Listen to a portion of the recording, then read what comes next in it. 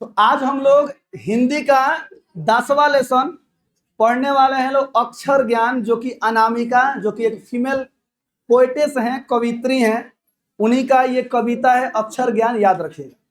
पिछले क्लास में हम लोगों ने वीरेंद्र डंगवाल जी की हमारी नींद कविता हम लोगों ने पढ़ा था। जिस प्रकार से हम लोग प्रत्येक लेसन पढ़ रहे हैं लोग, क्वेश्चन आंसर कर रहे हैं लोग, ऑब्जेक्टिव कर रहे हैं लोग, उसी प्रकार से ये भी लेसन पूरा का पूरा कंप्लीट है। सभी लोग ध्यान से देखते चलिए, पूरा पाठ आपको तुरंत समझ में आ जाएगा।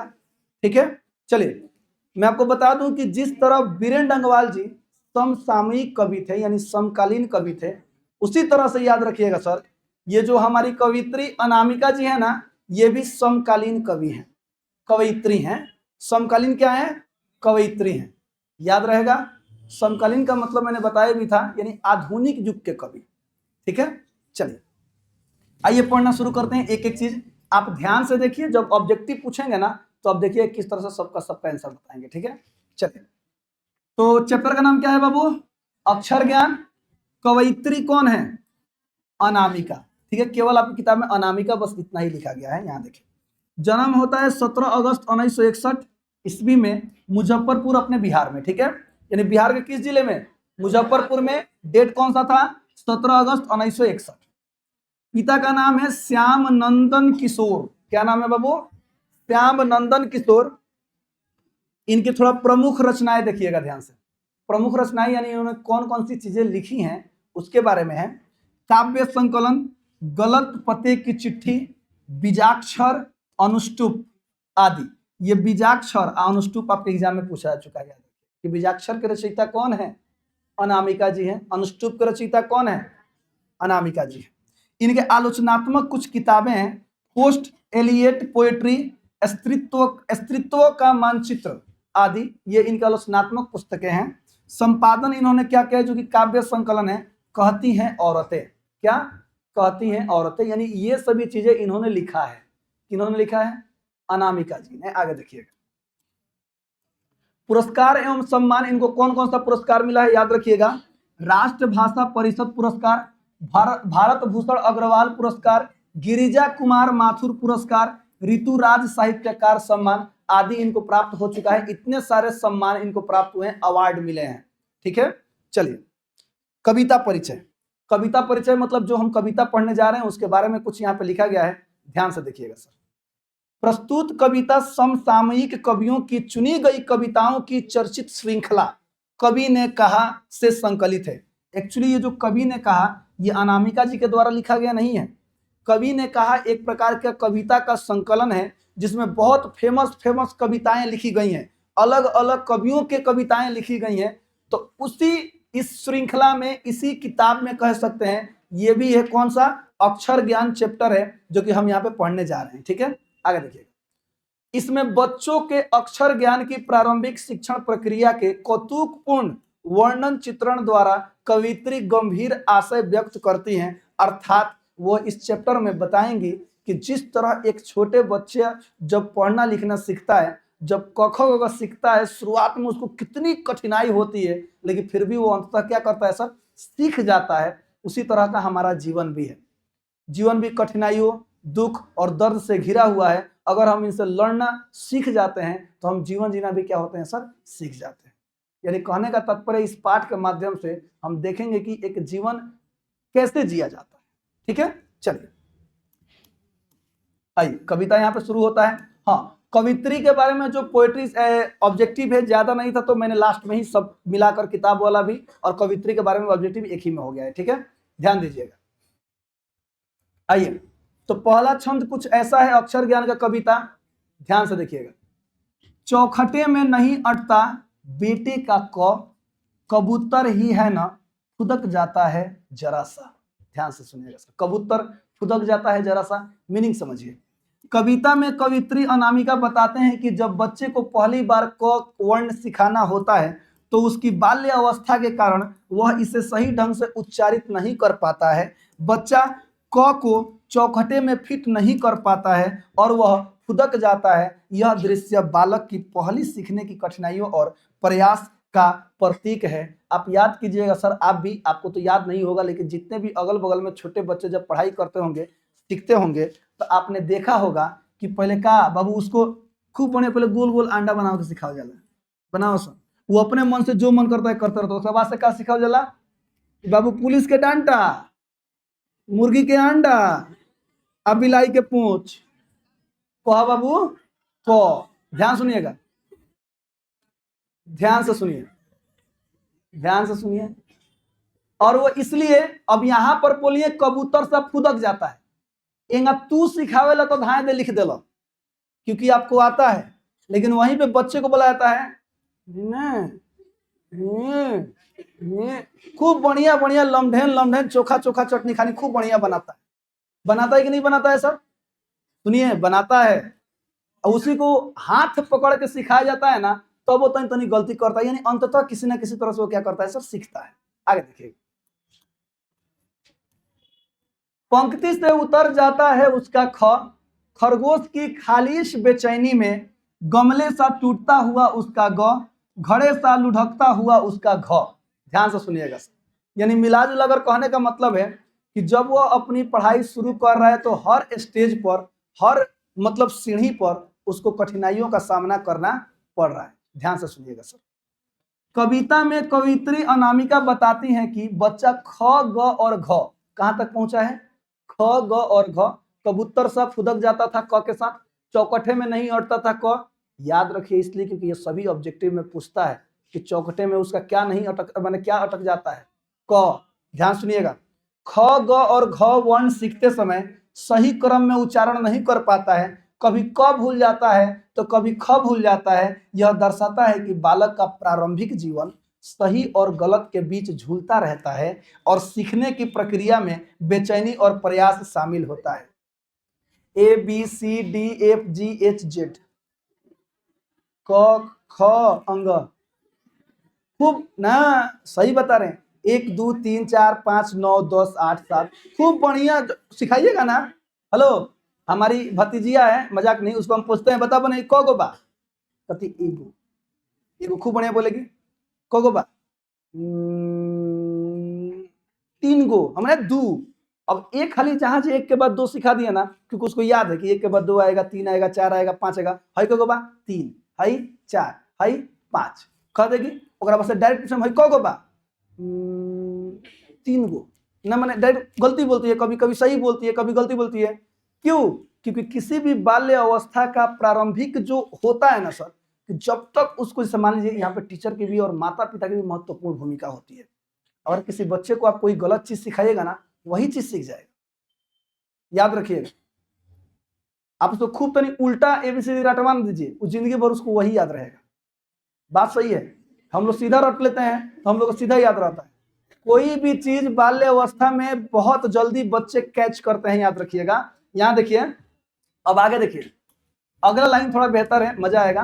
देखिएगा, लिखा गया बाबू, अंग पर आकर थमक जाता है, उससे नहीं सधता है अंग, अंग के ड को वह समझता है माँ, और उसके बगल के बिंदु को मानता है गोदी में बैठा बेटा।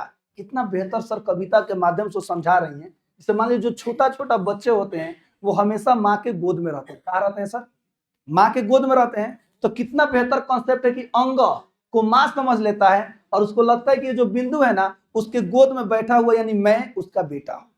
ध्यान से सुनिएगा, लिखा गया है, कविता में कवित्री बताती हैं कि बच्चा अंग वर्ण सीखते समय भ्रमित हो जाता है। वह अंग को माँ और उसके बगल में बिंदु को गोदी में बैठा बेटा समझ बैठता है। बच्चे को लगता है कि ड के आगे अनुस्वार लगाने से अंग बन गया। यह बालक की प्रारंभिक अक्षर ज्ञान में भ्रम और सीखने की प्रक्रिया को क्या करता है सर? दर्शाता है, लेकिन बच्चा सीखता है। आगे देखिएगा, भ्रमित होता है, डरता है, लेकिन फिर भी सीखता है। माँ बेटे सजते नहीं उससे और उन्हें लिख देने की अनवरत कोशिश में उसके आ जाते हैं आंसू। पहली विफलता पर छलके आंसू ही हैं शायद प्रथमाक्षर सृष्टि की विकास कथा के। याद रखिएगा सर, बच्चे देखिए, कोनो लड़का स्कूल ना जा चाहे लो, स्कूल के जब नाम आवेला न, बात समझिए, एकदम भे भे चिल्लाइए सन कि ना हम नहीं जाएंगे। मैंने खूब रोता है कि नहीं रोता है लो सर?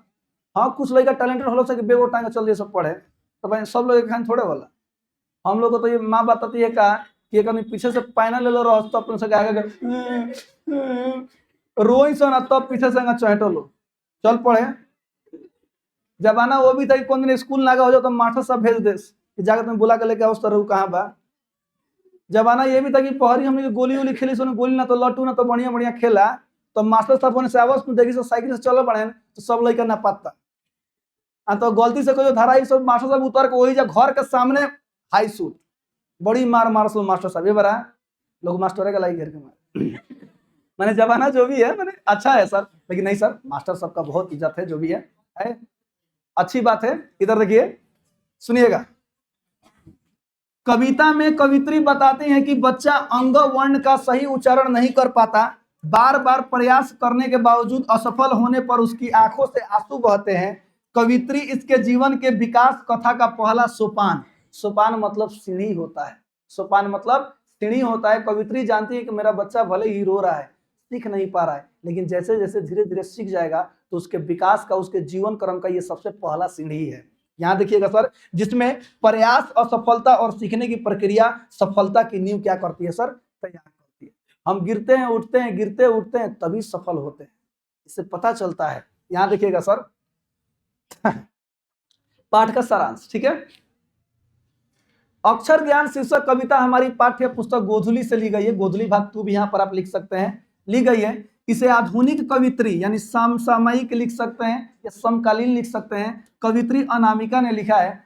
कविता में 3 प्रमुख तत्व हैं, याद रखिएगा सर, कविता में 3 प्रमुख तत्व हैं। सबसे पहला स्लेट पेंसिल, सबसे पहला स्लेट पेंसिल, दूसरा बच्चा और तीसरी कवित्री। याद रखे स्लेट पेंसिल लेके मैं आगे देखिएगा।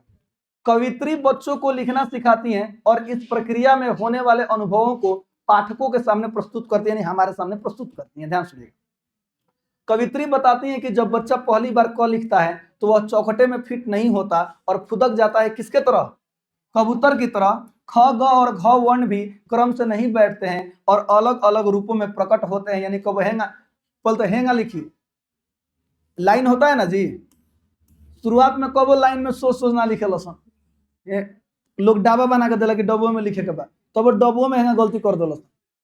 आगे देखिएगा, सुनिए, हाँ देखिए, कवित्री बताती, हाँ ये तो हो गया। ख ग और घ वर्ण भी मतलब सही तरह से नहीं लिख पाता है, अलग अलग रूपों में प्रकट हो जाता है। सबसे कठिन वर्ण अंग है, जिसे बच्चा माँ और उसके गोदी में बिंदु को क्या समझता है, बेटा समझ बैठता है।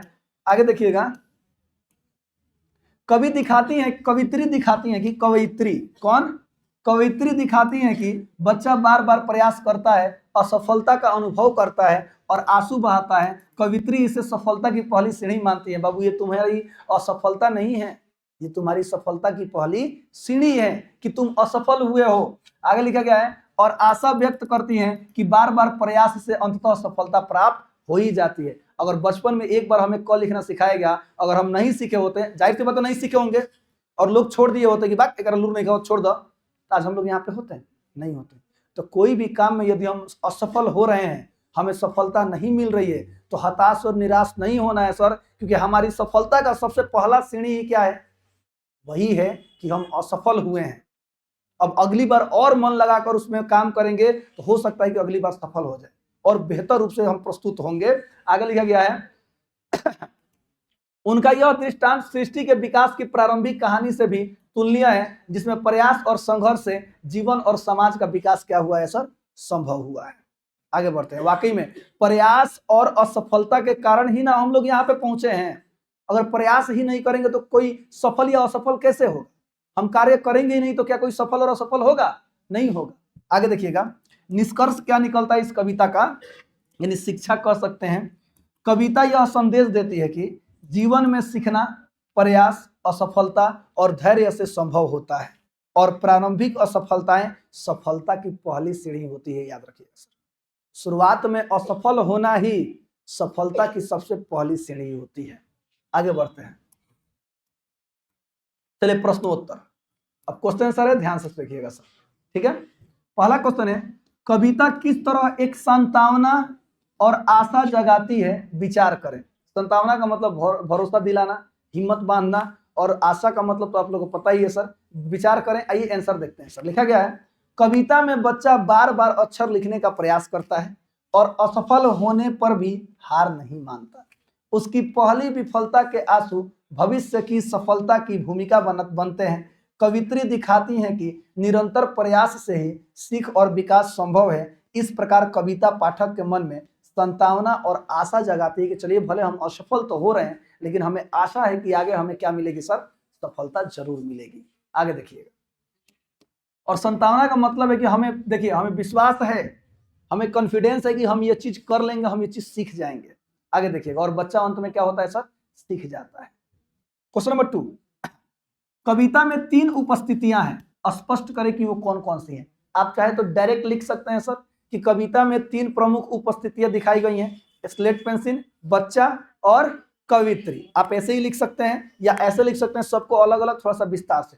पहली स्लेट पेंसिल, जिन पर बच्चा अक्षर लिखने का प्रयास करता है। दूसरी बच्चा, जो टेढ़े मेढ़े अक्षर बनाते हुए सीख रहा है। और तीसरी कवित्री, जो इस पूरी सीखने की प्रक्रिया को देखती हैं, समझती हैं और उसे अर्थ प्रदान करती हैं, यानी उसे बताती हैं और समझाती हैं। ठीक है, ऐसे भी लिख सकते हैं। आगे बढ़ते हैं। कविता में क का विवरण स्पष्ट कीजिए कि क के बारे में कवित्री क्या कह रही है। तो कबूतर सब फुदक जाता है, चौकटे में नहीं अटकता है, सुनिएगा ध्यान से। यानी चौकटे में नहीं अटकता, यानी कि हेजा अटक जाला को वह नहीं अटकता है, सुनिएगा ध्यान से। कविता अक्षर ज्ञान में कवित्री अनामिका क का सजीव चित्र प्रस्तुत करती हैं। बच्चा क को चौकटे में नहीं समेट पाता, वह कबूतर की तरह फुदक जाता है। यह दर्शाता है कि सीखने की शुरुआत संघर्षपूर्ण होती है। क के माध्यम से जीवन के व्यापक आरंभ और विकास का संकेत मिलता है। ठीक है, क्योंकि सबसे पहला लोग क्या सिखाते हैं, क ही सिखाते हैं, याद रखिएगा। बेटे के लिए अंग क्या है, ध्यान सुनिएगा सर, और क्यों। तो बेटे के लिए अंग तो पता चल गया ना कि माँ और बेटे हैं, ध्यान से सुनिएगा। तो बेटे के लिए अंग माँ और बेटे का रूप है। बच्चा अंग के आकार में बने इस ड को माँ और उसके साथ लगे बिंदु को गोद में बैठा क्या समझ लेता है, बेटा समझता है। यह उसकी बाल सुलभ कल्पना और अक्षर ज्ञान की प्रारंभिक अवस्था को क्या करता है सर, दर्शाता है। आगे देखिएगा। बेटे के आंसू कब आते हैं और क्यों आते हैं, अक्षर ज्ञान शीर्षक कविता के आधार पर उत्तर दें। ध्यान सुनिएगा। कविता अक्षर ज्ञान में बेटे के आंसू तब आते हैं जब वह अंग अक्षर को सही ढंग से लिख नहीं पाता। बार बार प्रयास करने के बावजूद असफल होने पर उसे अपनी पराजय का अनुभव होता है, यानी कि हार रहा हूं, नहीं लिख पा रहा हूं। यही पहली विफलता उसके आंसू बनकर निकलती है, जो सीख और विकास की प्रक्रिया का क्या है सर, बहुत बड़ा हिस्सा है। याद रखिएगा। अगला है खालिश बेचैनी। खालिश का मतलब क्या होता है पता है, खालिश का मतलब होता है शुद्ध। क्या होता है, शुद्ध। सुनिएगा ध्यान से। खालिश बेचैनी किसकी है, बेचैनी का क्या अभिप्राय है, अक्षर ज्ञान कविता के अनुसार लिखें। सुनिएगा ध्यान से। कविता में खालिश बेचैनी खरगोश की बताई गई है, ख पर खरगोश। सुनिएगा ध्यान से। इसके माध्यम से कवित्री बच्चे की मानसिक स्थिति को दर्शाती हैं। बच्चा अक्षर लिखते समय शांत नहीं रह पाता, एकदम खरगोश की तरह बेचैन रहता है, उसका मन व्याकुल रहता है। इसी बेचैनी के कारण उसका ख पंक्ति से नीचे उतर जाता है, जहां बेचैनी का अर्थ क्या है सर, व्याकुलता है, यानी व्याकुलता से वो गलती कर बैठता है बच्चा। आगे देखिएगा सर, अक्सर ऐसा होता है, देखिएगा हम लोग हबड़ा के कोई काम करते हैं ना, और कोई चीज मिलता है ना सर हबड़ा कर, तो गलती हो जाता है। आगे देखिएगा। कविता के अंत में कवित्री शायद जो शब्द है अव्यय है का क्यों प्रयोग करती हैं, स्पष्ट कीजिए। ध्यान सुनिएगा। कविता के अंत में कवित्री शायद अव्यय का प्रयोग इसलिए करती हैं क्योंकि वे असफलता को निश्चित सत्य नहीं बल्कि संभावना के रूप में प्रस्तुत करती हैं। सुनिएगा ध्यान से। सफलता एक निश्चित सत्य नहीं है। क्या आप जानते हैं कि 100% आप सफल हो जाएंगे? नहीं, लेकिन ये संभावना है कि अगर हम अच्छे कर्म करेंगे, जो हमारा लक्ष्य है, अगर हम उस लक्ष्य को ध्यान में रखकर कार्य करेंगे तो हम भले एक दो बार असफल हो जाएं, लेकिन सफल अवश्य होंगे। इसलिए संभावना बताती है बच्चे की पहली विफलता के आंसू आगे चलकर सफलता का आधार बन सकते हैं। शायद शब्द विनम्रता, आशा और संभावनाओं के भाव को क्या करता है सर, व्यक्त करता है। चलिए, व्याख्या करने वाला प्रश्न पूछता है सर, याद रखिएगा। तो यहाँ पे व्याख्या किया गया है, 1 नंबर। पाठ पढ़े, पूरा आसान है सर, ध्यान दीजिएगा। गमले सा टूटता हुआ उसका ग, घड़े सा लुढ़कता हुआ उसका घ। व्याख्या करना है। तो व्याख्या करने का तरीका आपको बताया गया है। शुरुआत ऐसे करना है सर, प्रस्तुत पंक्ति हमारी पाठ्य पुस्तक गोधली भाग 2 में संकलित कविता अक्षर ज्ञान से ली गई हैं, जिसकी कवयित्री या जिसकी रचयिता कौन है? अनामिका है। ठीक है, अगला पंक्ति मन करे तो लिखिए, नहीं मन करे छोड़ दीजिए, कोई बात। इन पंक्तियों में कवित्री बच्चों की प्रारंभिक अक्षर शिक्षा की पंक्तियां प्रक्रिया को अत्यंत सजीव और कौतुकपूर्ण ढंग से प्रस्तुत करती हैं। ये नहीं भी लिखेंगे तो चलेगा, लेकिन लिखेंगे तो और बेहतर होगा। यहाँ देखिएगा, कवित्री बताती हैं कि बच्चा जब ग लिखता है तो वह गमले की तरह टूटा सा दिखाई देता है। ग से क्यों शुरू हुआ है? क्योंकि यहाँ पर देखिए लाइन में ग पूछा गया है। ठीक है, आगे लिखा गया है सर, और घ लिखते समय वह घड़े की तरह लुढ़कता हुआ प्रतीत होता है। यह चित्रण बच्चे की अबोधता, असंतुलन और अभ्यास की कमी को दर्शाता है। इसके माध्यम से कवित्री यह भी संकेत देती हैं कि जीवन के विकास पथ में मनुष्य को भी अनेक बार टूटना और संभलना पड़ता है। जी हाँ सर, हम भी यहाँ तक पहुंचे हैं ना। साइकिल आप चलाना सीखिएगा ना सर, तो देखिएगा बच्चे कितनी बार गिरते हैं। पहले कोंची सीखते हैं, कोंची, ओकरा बाद सीट पर बैठ के, तो सीट पर चुकुर पुकुर पहले हाँके लगे। चुकुर पुकुर देखा है लोग? अब न छोट छोट साइकिल आ गया है। पहले हमनी के जमाना में बड़की साइकिल और वहीं से छोट छोट, तो पहले कहीं लगा के कुछ ऊपर चढ़ के तब साइकिलिया बैठी, तो एगो पिछिया से ढकेल दे तो खूब बढ़िया पौड़ीला बताएंगे, चुक हेने फिर हेने, चुक चुक, माने खूब बढ़िया है डांस डांस कर जाए सामने के। साइकिल सीखी सता, बात सही है। इधर देखो, बहुत बार गिरते हैं, संभलते हैं और अंततः साइकिल सीख जाते हैं कि नहीं सीख जाते हैं? सीख जाते हैं। यहाँ देखिएगा, अक्षर ज्ञान की प्रक्रिया खेल सी प्रतीत होती है, जिसमें सफलता और विफलता साथ साथ चलती है और इन्हीं से सीखने की शुरुआत होती है। आगे देखिएगा सर। हाँ, ये भी व्याख्या करना है, 2 नंबर, दुए को व्याख्या है, ज्यादा नहीं है। इधर देखिए, पहली विफलता पर छलके ये आंसू ही शायद प्रथमाक्षर की सृष्टि की विकास कथा के। ध्यान से सुनिएगा सर, लाइन है, व्याख्या करना है, तो पहला पैराग्राफ तो वही होता है, एकदम आसान। इधर देखिए, प्रस्तुत पंक्ति हमारी पाठ्य पुस्तक गोधली भाग 2 में संकलित कविता अक्षर ज्ञान से ली गई है, जिसकी कवित्री या रचयिता कौन है? अनामिका जी।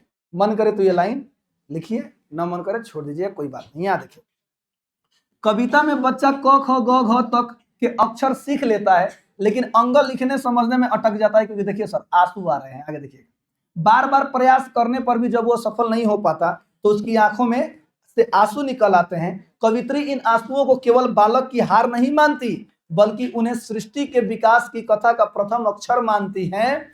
उनका आशय है कि असफलता से ही सीख और विकास की शुरुआत होती है। उनका ही मानना नहीं सर, आप लोग भी जानते हैं कि असफलता से ही सफलता की क्या होती है सर?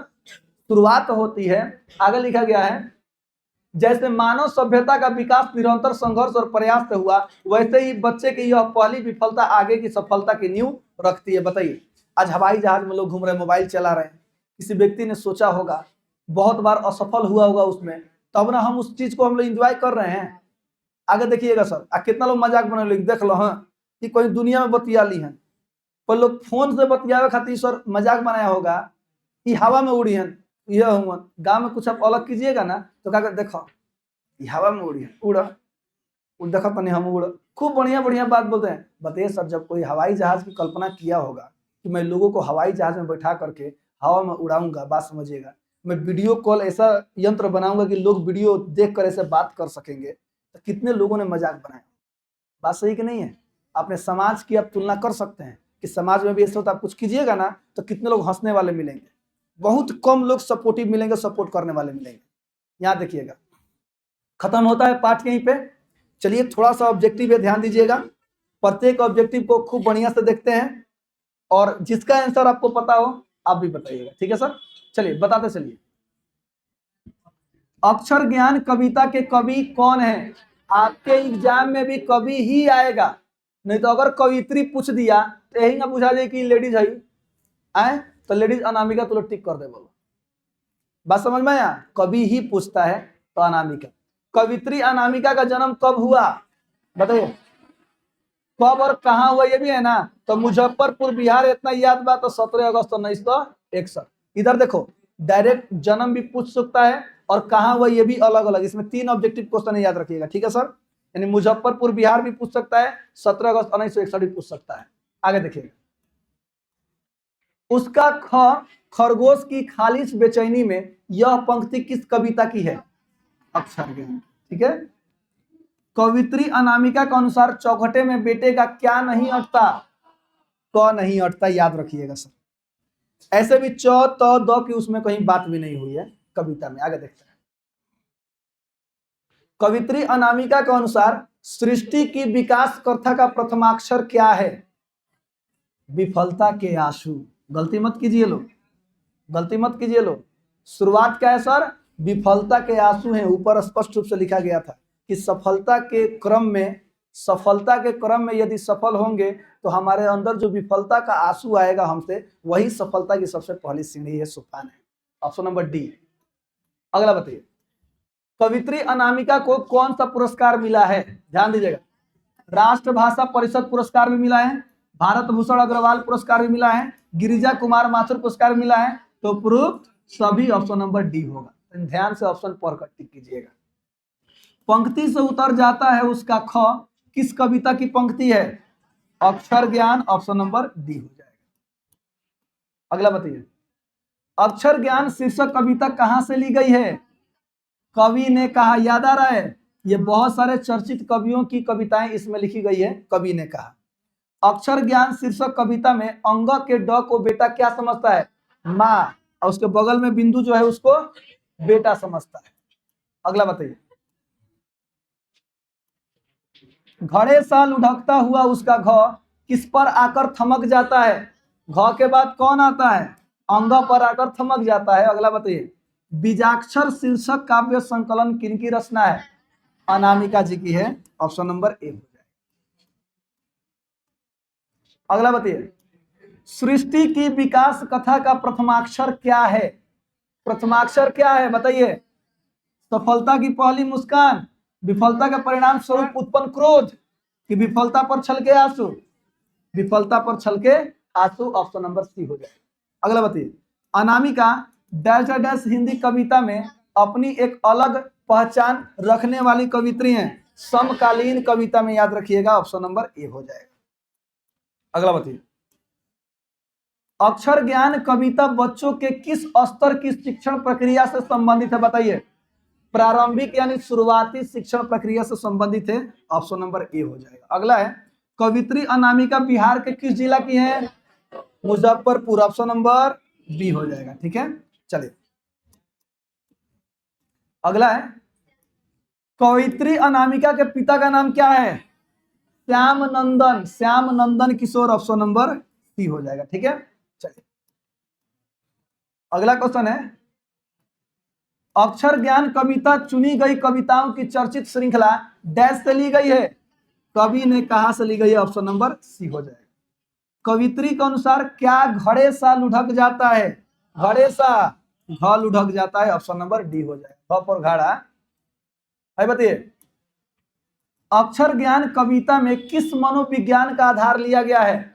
बाल्य अवस्था यानी बाल मनोविज्ञान का आधार लिया गया है। ऑप्शन नंबर सी हो जाएगा। अगला बताइए, अक्षर ज्ञान शीर्षक कविता में बेटे का क कहां नहीं अटता? कहां नहीं अटता? चौखटे में नहीं अटता। ऑप्शन नंबर सी हो जाएगा। अगला बताइए, अनुष्टुप किनकी रचना है? अनामिका जी की है। बीजाक्षर किनके के रचनाकार कौन है? देखिए ऐसे ही पूछेगा बीजाक्षर का रचनाकार कौन है, तो अनामिका है। याद रखिएगा। ऑप्शन नंबर ए हो जाएगा। चलिए, तो इस प्रकार से पूरा का पूरा चैप्टर खत्म होता है। सभी लोग खूब बढ़िया से कवित्री परिचय यानी अनामिका जी के बारे में पाठ को खूब बढ़िया से पढ़ लेंगे, क्वेश्चन आंसर पूरा का पूरा लिख लेंगे। तो फिर से एक बार आप सभी को कल आने वाले नए साल की ढेर सारी शुभकामनाएं, बधाइयां। नए साल में हमेशा खुश रहिए, बेस्ट रहिए, मस्त रहिए, पिकनिक मनाइए। चलिए मिलते हैं अगले क्लास में, तब तक के लिए जय हिंद।